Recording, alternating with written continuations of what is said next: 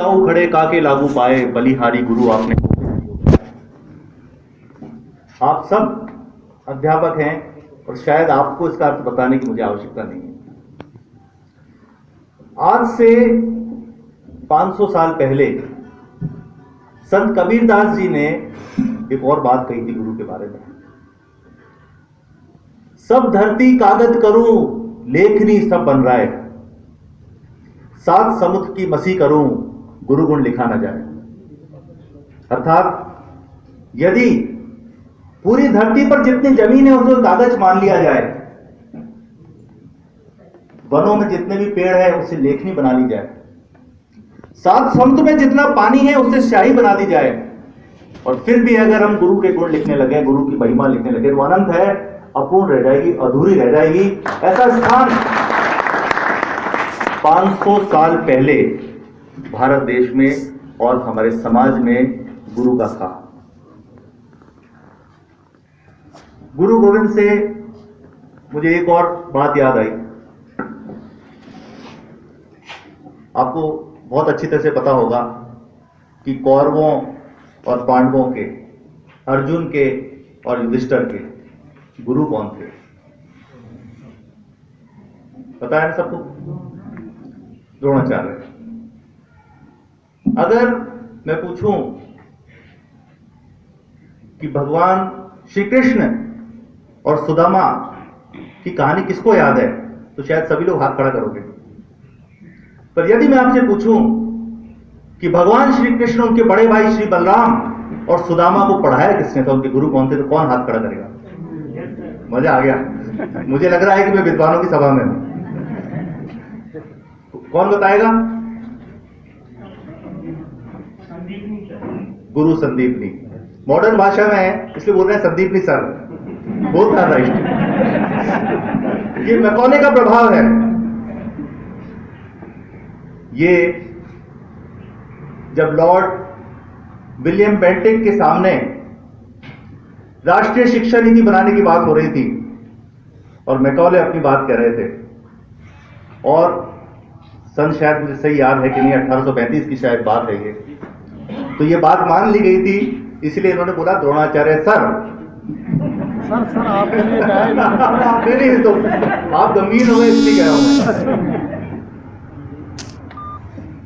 अगर हम मर्यादा पुरुषोत्तम भगवान श्री राम की भी बात करें तो उन्हें भी आज 2000 साल बाद हम याद करें उनकी अनुपस्थिति में, ऐसा उन्हें किसने बनाया, तो कौन हाथ खड़ा करेगा?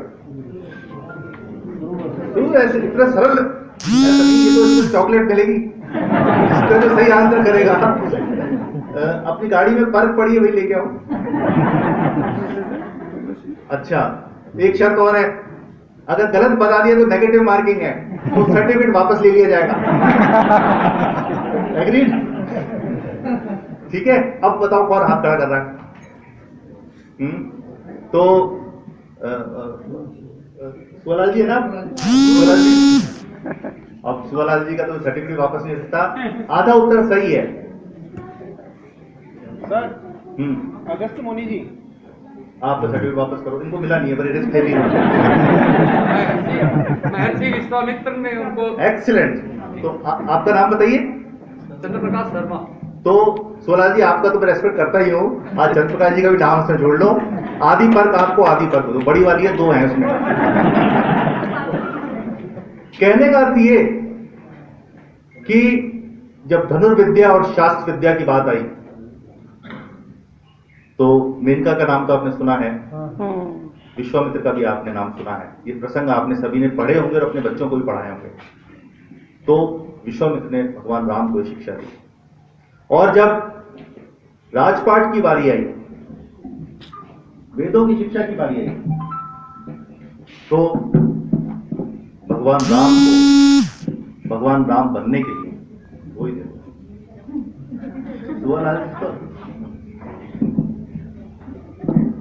बनने के लिए विश्वामित्र और गुरु वशिष्ठ की जरूरत पड़ी। आपको अगर याद हो, प्रसंग याद हो तो ले जाऊं, रामायण में ले जाऊंगे आपको थोड़ा सा। मंत्रा केकई की दशरथ की कहानी सुनाओ। भगवान राम का जो राज्याभिषेक हुआ था तो वो गुरु वशिष्ठ ने ही कराया। ये सब बात क्यों बता रहा हूं आपको? क्योंकि हम उस परंपरा के व्यक्तित्व हैं। पहले तो हमें मानव के रूप में जन्म मिला। हिंदू धर्म में ऐसा मानते हैं 84 लाख योनियों के बाद मनुष्य योनि में जन्म मिलता है, और उसमें मैं समझता हूं कि इंटू 100 और कर दो आप, तब शायद गुरु के रूप में जन्म मिलता है। वर्ल्ड के 2 बेस्ट अगर नोबेल प्रोफेशन लें तो वो है शिक्षक और चिकित्सक। मुझे ध्यान है जब मैं यहाँ एसएमएस में पढ़ता था, एमडी पढ़ता था, तब कोई गांव से कोई बच्चा जब ठीक होके वार्ड से डिस्चार्ज हुआ हो और वापस होता था तो बाबा साथ में, जिसके दादा या उसके फादर साथ में आते थे, वो पगा लाग डॉक्टर साहब के। पर डॉक्टर साहब के पगा लागने की परंपरा वैसी नहीं है जैसी गुरु के पगा लागने की परंपरा है, और वो एकमात्र गुरु की है और किसी की भी नहीं। वो प्रधानमंत्री और राष्ट्रपति की भी नहीं है। ये जो परंपरा है, अगर मैं किसी के पैर छूता हूं, 3 ही लोग शामिल हैं उसमें, या तो भगवान के मंदिर में पैर छूता हूं, या मेरे माता पिता के पैर छूता हूं, और या मेरे गुरु के पैर छूता हूं। चौथा कोई व्यक्ति नहीं। इतना महत्व है। अब इस महत्व को हम पहचानें, और ये जो अवसर हमें दिया है भगवान ने, इसका भरपूर उपयोग करें। अवसर क्या है? ये अवसर था जब बरसात के मौसम में किसी माली ने एक गुलाब के पुराने पेड़ से ये काट के कलम लगाई होगी, हाँ या ना? और आज ये फूल भी बन गया, अपनी खुशबू भी दे रहा है, इस कार्यक्रम की शोभा भी बढ़ा रहा है, गरिमा को बढ़ा रहा है। हमारे पास इससे 100 गुना, 1000 गुना ज्यादा अवसर है। हमारे पास इस पेन का अवसर पता है? इस पेन का अवसर क्या है? इसकी अपॉर्चुनिटी क्या है?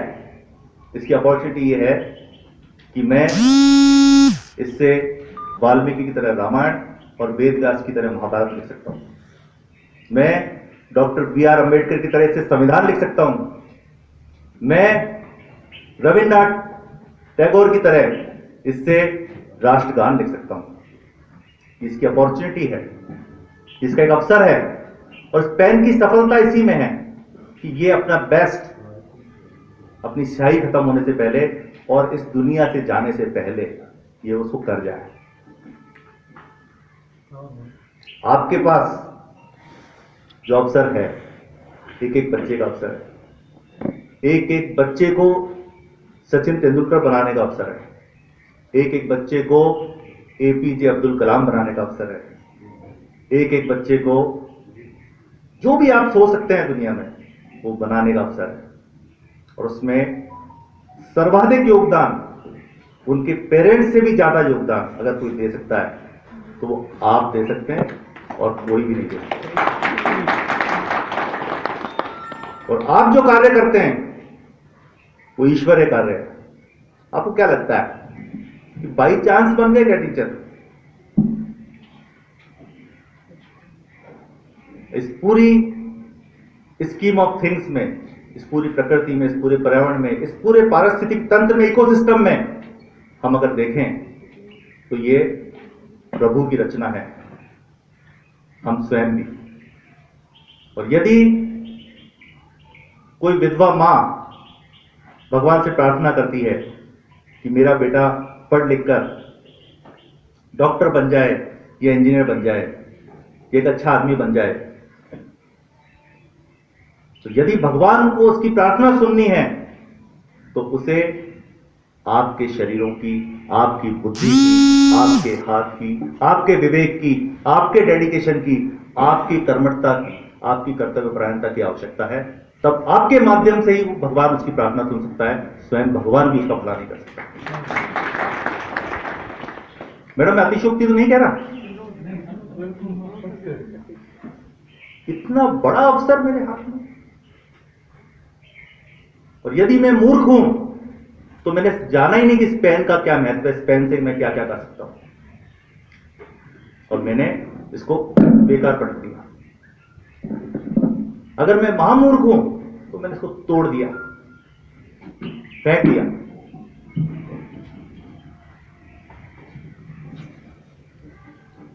हमारे एक एक बच्चे में इस पेन से और इस पौधे की कलम से कई हजार गुना, कई लाख गुना अवसर है, और उस बच्चे का ही अवसर नहीं है, उस बच्चे की अपॉर्चुनिटी नहीं है, उसके बच्चों की और उसके बच्चों की अपॉर्चुनिटी भी है।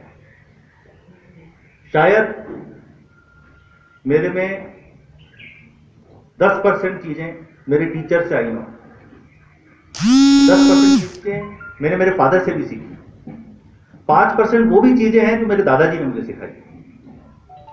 आप जो ट्रांसमिट कर रहे हैं,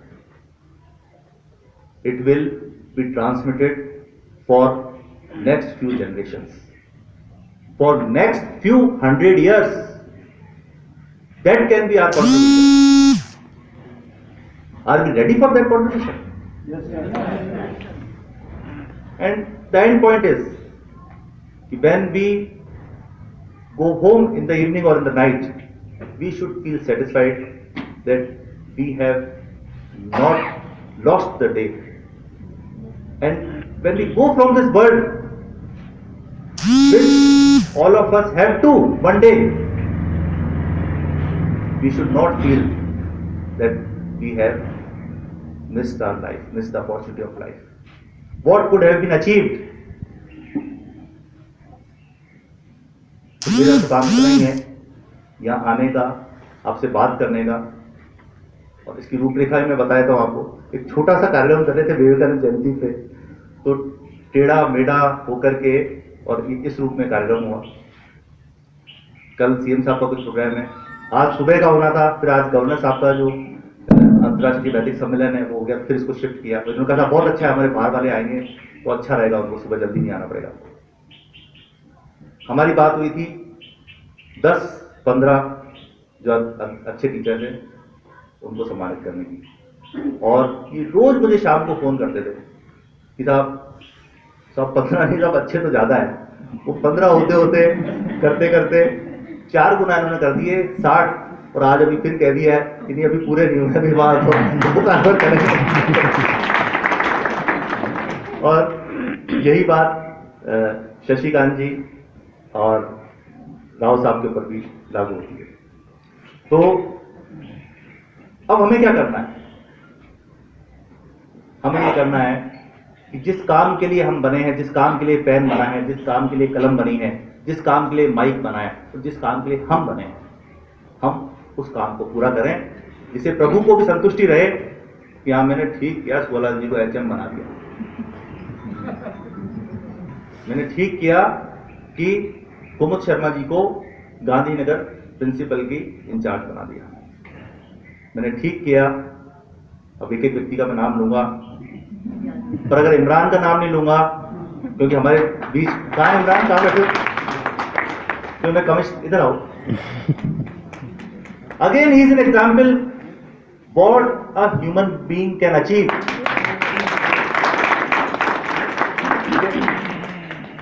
ही इज अ पर्सन, पढ़ाने में तो एक्सपर्ट है ही, आईटी में, सुनो भैया, ही इज एन एग्जाम्पल, न सिर्फ पढ़ाने में बढ़िया बल्कि ऐप देववाणी ऐप पूरा संस्कृत में डेवलप किया। उसके अलावा और भी ऐप्स डेवलप करते हैं। स्वयं देश के प्रधानमंत्री ने इन्हें बुलाकर सम्मानित किया। इन्होंने कोई एप्लीकेशन नहीं लगाई, उन्होंने बुलाया। 85 ऐप्स। वैसे मैं आज जब आप लोग आ रहे थे, मास्क के पीछे से भी मैं आपकी नजरें और आपकी भावनाएं पढ़ पा रहा था, और आप में से बहुत से लोग बहुत गर्व और सम्मान से यहाँ पे आए थे। मुझे बहुत खुशी है इस बात। अब इसको बढ़ाना है, जैसे रतन जी प्रत्येक व्यक्ति को कहते जा रहे थे कि हमें इसको पढ़ाना है, हमें और तैयार करना है, और टीचर्स को तैयार करना है। मैं आपको निवेदन करना चाहूंगा, जो सर्टिफिकेट मिला है ना आज आपको, इसके नीचे मेरा लिखना रह गया मास्टर ट्रेनर। अब आप ये जिम्मेदारी लो। और हाँ, आज जो बात हम 100 लोग कर रहे हैं, 200 लोग कर रहे हैं, ये बात कल 1000 लोग करें, ये बात कल 10,000 लोग करें। और एक एक बच्चा जो हमारे पास आता है उसको हम बहुत बारीकी से गढ़ें, वैसे ही गढ़ें जितनी तन्मयता से वेद व्यास जी ने महाभारत को गढ़ा था। हमारे पास जो अगर कोई बच्चा है वो एक पत्थर की तरह है, वो हमें उसके पेरेंट्स देके चले गए। अब ये हमारे ऊपर डिपेंड करता है कि हम छेनी हथौड़े से उसको कितना गढ़ते हैं। इसका ये मतलब नहीं कल से भैंस लगाना और शुरू करो, वो बिल्कुल मतलब नहीं है। उसको तराशना है। और जैसे मूर्तिकार है वो देखता है कि अब थोड़ी सी नाक ठीक नहीं लगी, थोड़ा कान ठीक नहीं लग रहा, थोड़ी आंखें और गहरी होनी चाहिए। फिर एक अच्छा मूर्तिकार है, एक मूर्ति पे 2-2 साल 5-5 साल काम करता है और तभी वो ऐसी मूर्ति बन पाती है। हमारे पास तो सजीव मूर्तियां हैं। और प्रत्येक बच्चे का न सिर्फ शैक्षणिक बल्कि उसका चारित्रिक, आध्यात्मिक, और उसको कोई पढ़ाना लिखाना नहीं, कोई ऐसा नहीं कोई गणित ही पढ़ानी है कि कोई संस्कृत पढ़ानी है, उसको एक अच्छा इंसान भी बनाना है। और वो गुरु ही बना सकता है, टीचर भी बना सकता है। आप ये देखें कि जो बच्चा आपके स्कूल में आया था तब, और जब वो स्कूल से जा रहा है तब आपने उसमें कितना वैल्यू एडिशन किया, समझ रहे हैं? जैसे ये डाइस है, ठीक है, कभी ये लकड़ी था, फिर कारपेंटर ने इस पे काम किया, उसको ऐसा बनाया। ये जब निकला था, जब आयरन ओर थी, किसी ने इस पे वर्क किया, आज को इस योग्य बनाया, ये मंच पे काम आ सके। ऐसे हमें प्रत्येक व्यक्ति को न सिर्फ शिक्षित करना है, अच्छा इंसान बनाना है, उसको समाज उपयोगी भी बनाना है। और ये जो बैठे हैं ना डायरेक्टर टेक्निकल एजुकेशन का पूरा स्टाफ, ये कौशल शिक्षा देते हैं, जिससे कि जो हम पढ़ा रहे हैं वो बच्चे को उसमें ट्रेन भी करें, दक्ष भी कर सकें, और अपने उसको फिर नौकरी के लिए कोई क्लर्क नहीं बनना पड़े, वो अपना काम खुद ढूंढ सके, अपने पैरों पे खुद खड़ा हो सके। मैं बात मेरी खत्म करूंगा, 3-4 बात आपको बहुत संक्षेप में बता कि अब करना क्या है। मैं समझता हूँ आपके अंदर कुछ ऊर्जा तो आ गई आज, तो लग रहा है आई है कि नहीं, किधर नहीं है? ऐसे नहीं, हाँ ना बताओ, मुझे आई है कि नहीं? क्या तो स्कूल का याद कर लेते हैं, यस सर वो सर बोलते ना, तो इंग्लिश में बोलेंगे यस सर बोलेंगे। अच्छा, तो ऊर्जा आई है कि नहीं? Yes sir. इनमें नहीं है, वही लेडीज में ज्यादा आ गई भैया, उधर जेंट्स में बंद है। हाँ, तो एनर्जी आई है कि नहीं? चलो बहुत बढ़िया।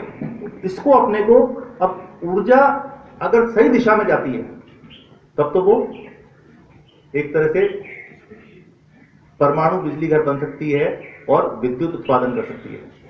और ऊर्जा अगर अनियंत्रित होती है तो वो विध्वंसक होती है। सही है? तो क्या करना है हमें? 4 काम मुझे ध्यान है। मैं कमिश्नर संस्कृत एजुकेशन था, तभी इनको 4 ही काम बताता था, मुश्किल नहीं है। पहला काम नामांकन, 100% नामांकन, ठीक है। इन्होंने कह दिया है, झुंझुनू वाले भी हैं क्या? कोई बहुत नाराज झुंझुनू वालों से, बहुत नाराज है, इसे किसी को भी नहीं बुलाया। ऐसे मत करो, उनको मोटिवेट करो जिससे 18 से 8वें नंबर पे आए। वैसे मुझे कहते हुए खुशी है, बहुत गर्व है कि 33 जिलों में प्रथम 10 में जयपुर संभाग के 4 जिले हैं। मुझे बहुत खुशी है। मैं वो घटना बताया था, जैसे मैं सारे ऑफिस, स्कूल, हॉस्पिटल सब मैं विजिट करता हूँ। तो यहाँ जयपुर में जब पहला मेरा इंस्पेक्शन था तो हम वहाँ गए, कारवाड़ गए। स्कूल कौन सा था वो? कारवाड़, मुंडोता। कोई है क्या वहाँ से? अरे कोई नहीं, मुंडोता है ना, तो चाकसू, हाँ जालसू में, जालसू पंचायत समिति में। तो हाँ, तो वहाँ गए हम, तो मुझे बहुत आश्चर्य हुआ, मुझे बहुत अच्छा लगा। और ये मैंने अपेक्षा नहीं की थी, मैंने सोचा नहीं था कि ऐसा भी हो सकता है क्या। तो मैंने कहा भाई कहाँ है, कौन है, क्या कर रहे थे? बोले साहब ये बना रहे हैं, पोर्टफोलियो बना रहे हैं साहब, ये कर रहे हैं, ये कॉलिंग करते हैं, ये करते हैं। मैंने कहा बहुत बढ़िया। मैंने कहा ये कहाँ है? बोले साहब बच्चों के घर पे उनका होमवर्क कलेक्ट करने गए। मैंने कहा कोई 3:45 कोई सरकारी सिस्टम में कोई कलेक्ट करके आएगा क्या? और आप कसम, वो रस्तोगी जी थे, उनका रस्तोगी जी थे नाम है, रस्तोगी जी थे, है ना? तो 4 बजे 10 मिनट पहले वो मोटरसाइकिल लेकर के, और वो जो एक बड़ा थैला होता है ना, उसमें बहुत सारे बच्चों की कॉपी किताबें वो कलेक्ट करके ले गया। तो मुझे इतनी खुशी हुई, मैं आपको बता नहीं सकता। हाँ, और फिर उनको मेरे को चॉकलेट रखता हूँ मैं गाड़ी में, चॉकलेट देनी पड़ी। हाँ, तो प्रिंसिपल साहब थोड़ा खुल गए थे, तो बोलते साहब हमने तो आपके बारे में कुछ और ही सोचा था। तो मैंने उनको बोला नहीं, पर मैंने ही मन में सोचा था।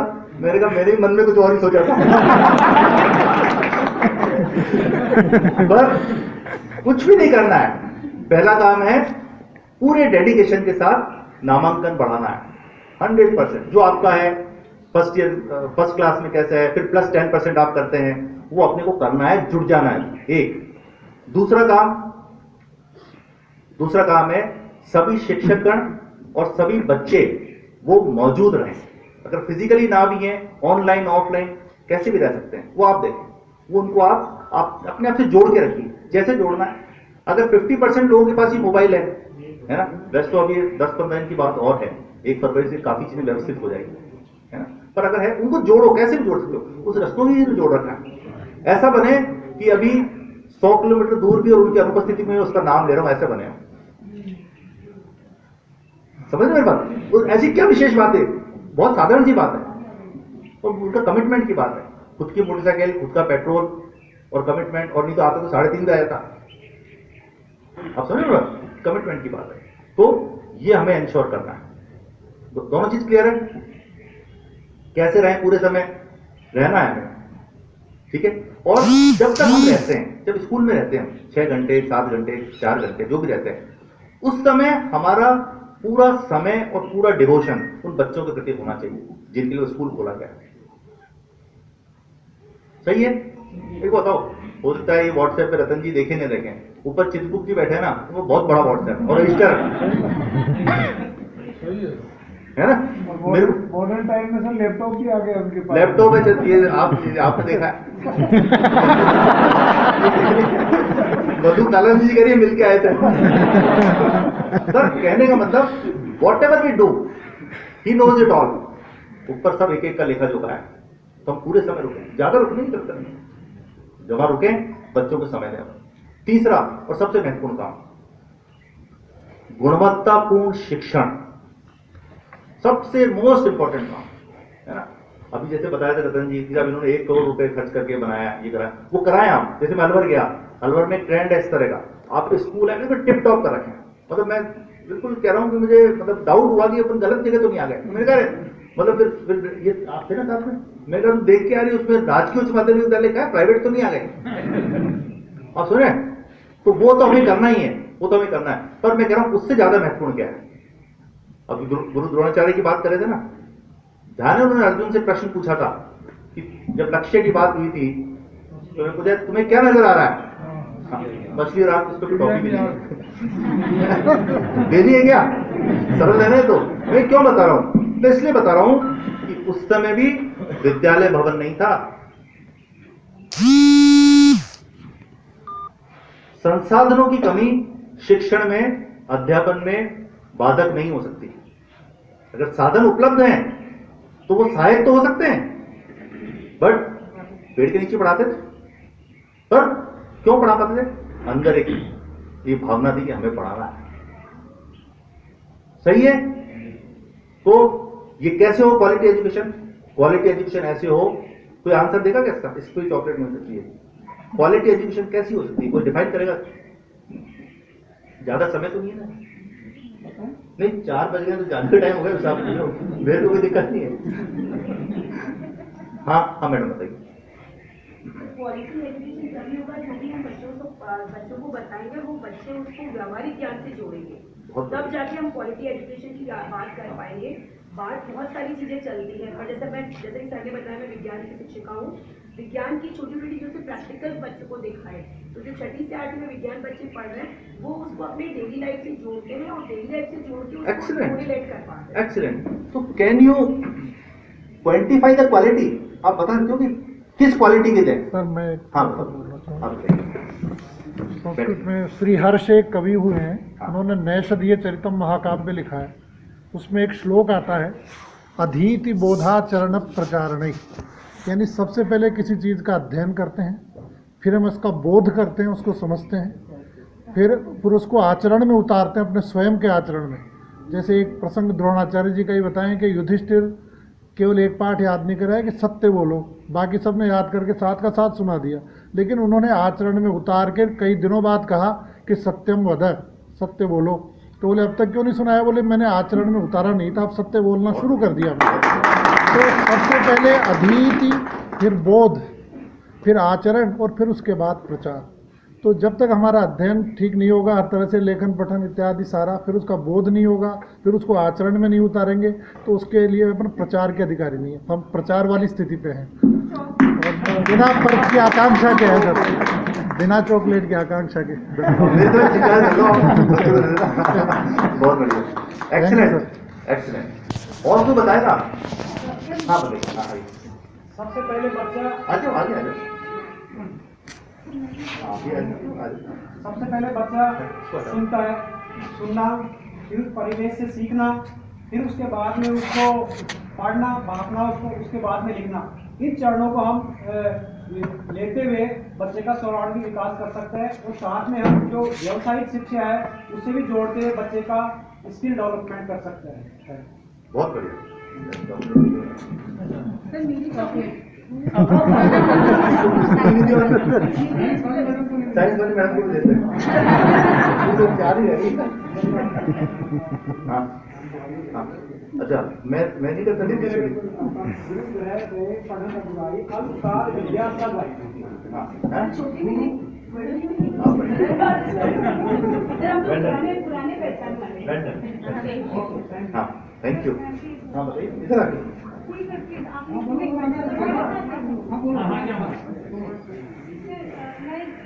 मास्क हटा लो, मास्क। महात्मा गांधी जी ने ये कहा था कि हम बहुत सारा बड़ा भी सोचते हैं तो शायद हम उतना नहीं कर पाते, सोच लेते लेकिन कर नहीं पाते। हम केंद्र से परिधि की ओर बढ़े, जो मेरे आसपास है, यानी कि जो मेरे आसपास है उनको मैं जितनी नॉलेज दे रही हूँ, ज्ञान दे रही हूँ, या मैं कोई भी कार्य कर रही हूँ, वो ऐसा हो कि उस बच्चे का या जिसको मैंने वो जिसके प्रति वो कार्य किया वो आगे उपयोगी बने। यदि आज मैं पॉलिटिकल साइंस में कहती हूँ कि लोकतंत्र की मजबूती तब होती है जब प्रत्येक नागरिक वोट देता है, इसको मैंने फॉर्मली पढ़ा दिया। लेकिन जब भी कोई लोकसभा का चुनाव हो या कोई लोकल बॉडीज का चुनाव हो और मैं उसके अंदर ये भावना भरूँ कि नहीं, आपको अपने घर में माता पिता या जो वोट देने वाले मेंबर्स हैं आपको उनको वोट देने के लिए मोटिवेट करना है, और अब जब खुद भी 18 वर्ष के हो जाएंगे तो आपको वोटर बनना है। तो सर ये जो चीज़ है, मेरे पास तो बच्चे थे, मैंने उन्हीं को इंड्यूस किया, उन्हीं के अंदर। तो सर इस तरह से एक चेन बनती जाएगी और जो आज आप विचार व्यक्त कर रहे हैं वो चेन आगे बिल्कुल ही करती चलेगी। Excellent excellent. हाँ अच्छा मैडम को आप दो चॉकलेट दो मैडम। हाँ बताओ ना। आइए। सर अभी हमारे यहाँ नेशनल लेवल पे चल रहा है निष्ठा प्रोग्राम। जोर से बोलो, सब सुने।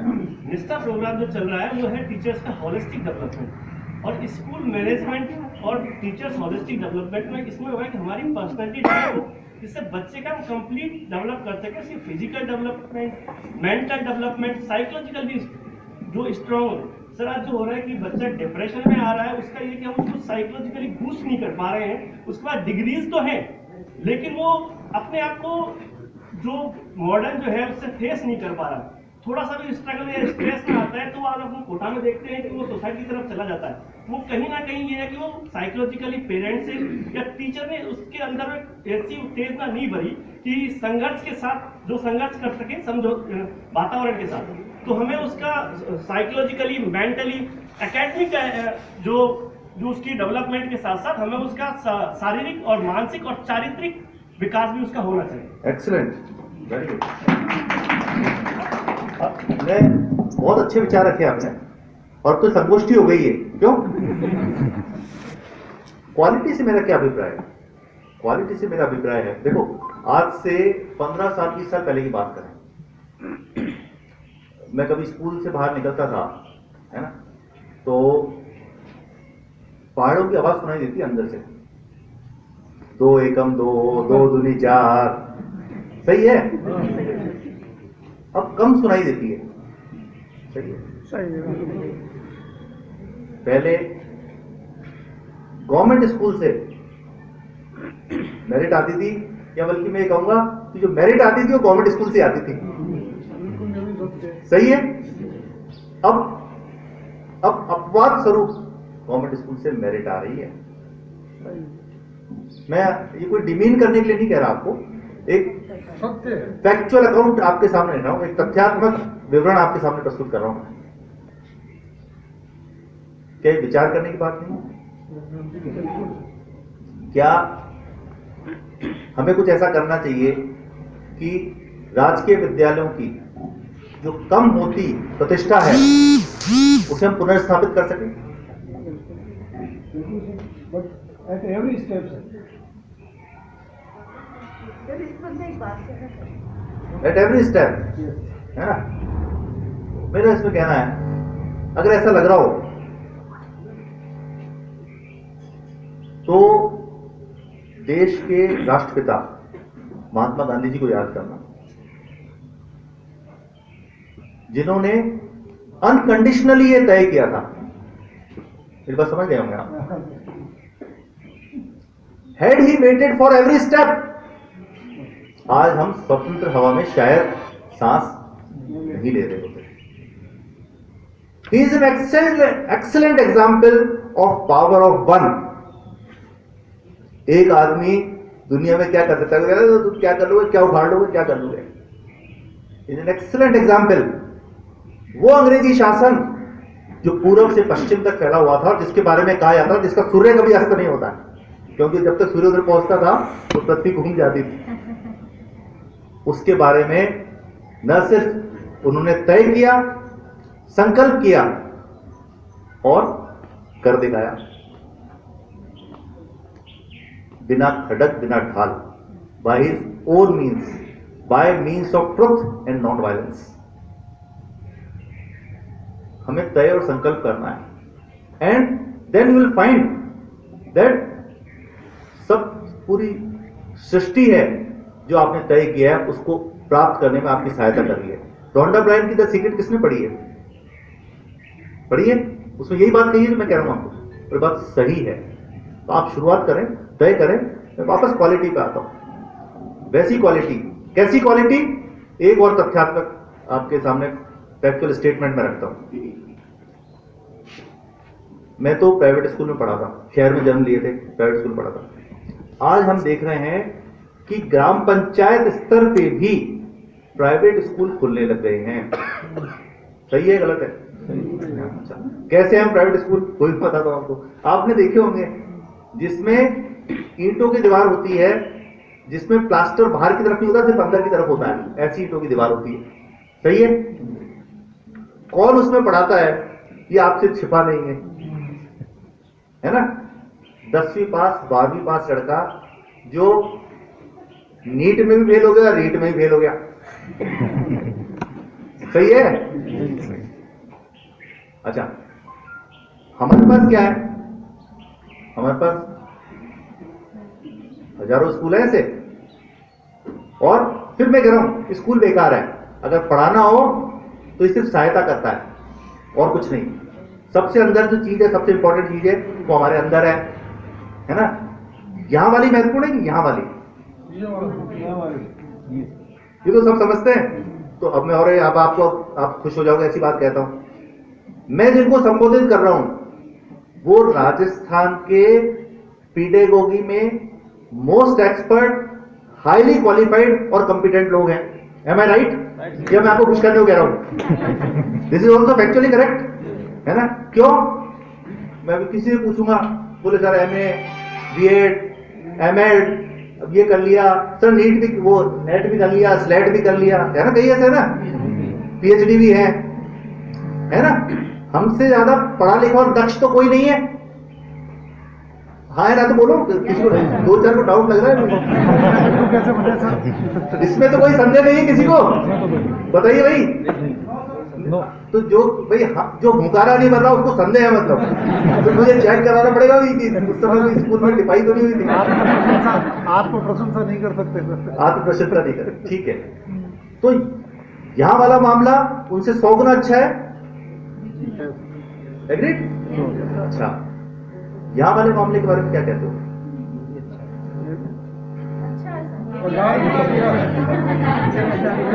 अच्छा ठीक है, अब ठीक है, यही मैं कहना चाह रहा था कि आपका अच्छा और आप सही बोल रहे हो, इसीलिए शायद आप यहाँ बैठे हो, आज बुलाए गए हो, आज आमंत्रित किए हुए, आज सम्मानित किए गए हो।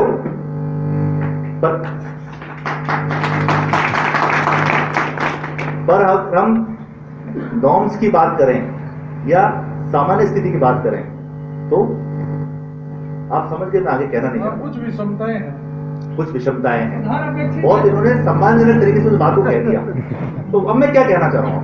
मैं कहना चाह रहा हूं ये हमारा परफेक्ट है, ये हमारा नियर परफेक्ट है, कुछ कमियां हमेशा रहेंगी, है ना। मेरे ऑफिस में कुछ चीजें नहीं है, अपना एसी खराब है, खराब है ना, नल खराब है, नल खराब हो रहा है हमारे टॉयलेट का, है ना, वो चीज हमेशा रहेगी, मान लेना। आदर्श स्थिति कभी भी नहीं आएगी।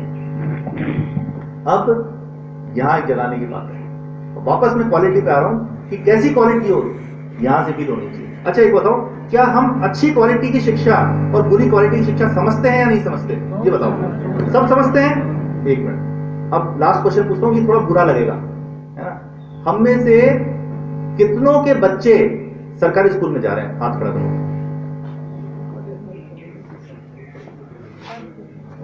फोटो मत खींचो ऐसे। आप समझ रहे हैं बात?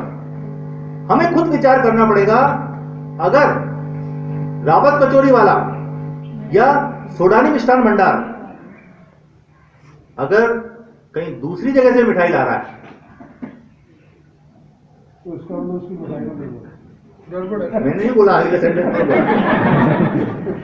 हमें विचार करना पड़ेगा।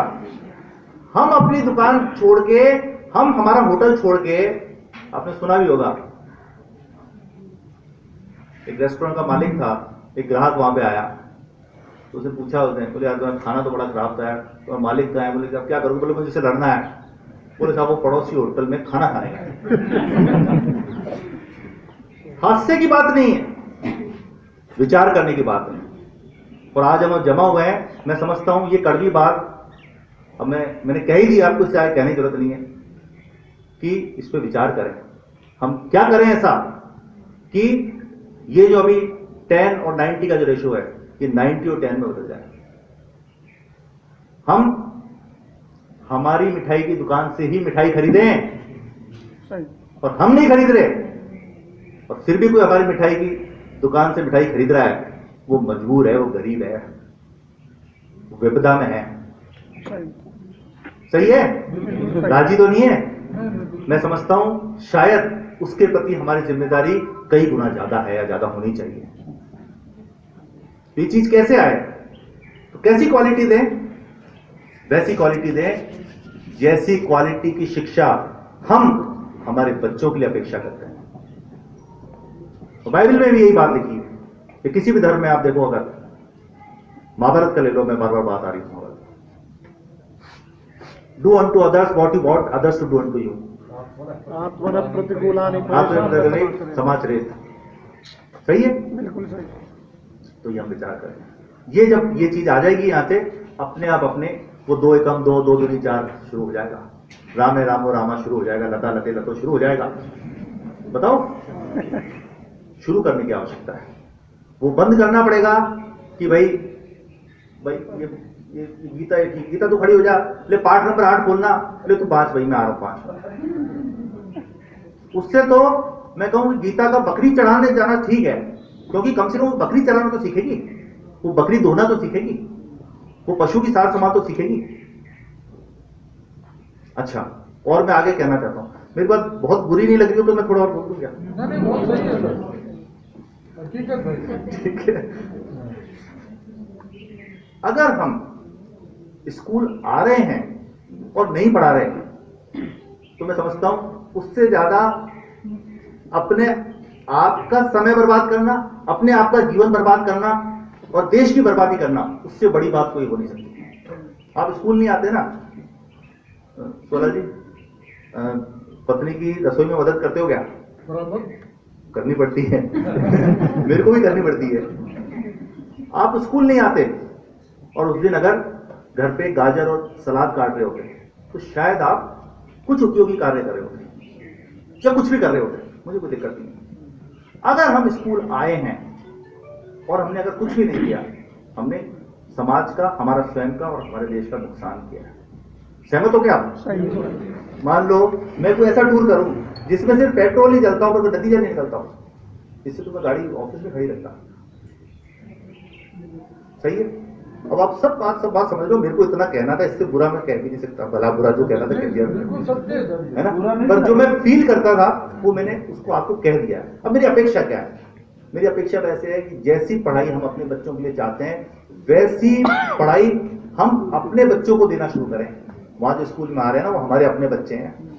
क्या पता शायद पिछले जन्म में होते अगले जन्म में होंगे। सच्चा धर्म तो वही है सर, सच्चा धर्म वही है। सोला जी ये आप शुरू करेंगे, मेरे यहाँ तो शुरू है। ठीक है? इसके लिए प्रोसेस हाँ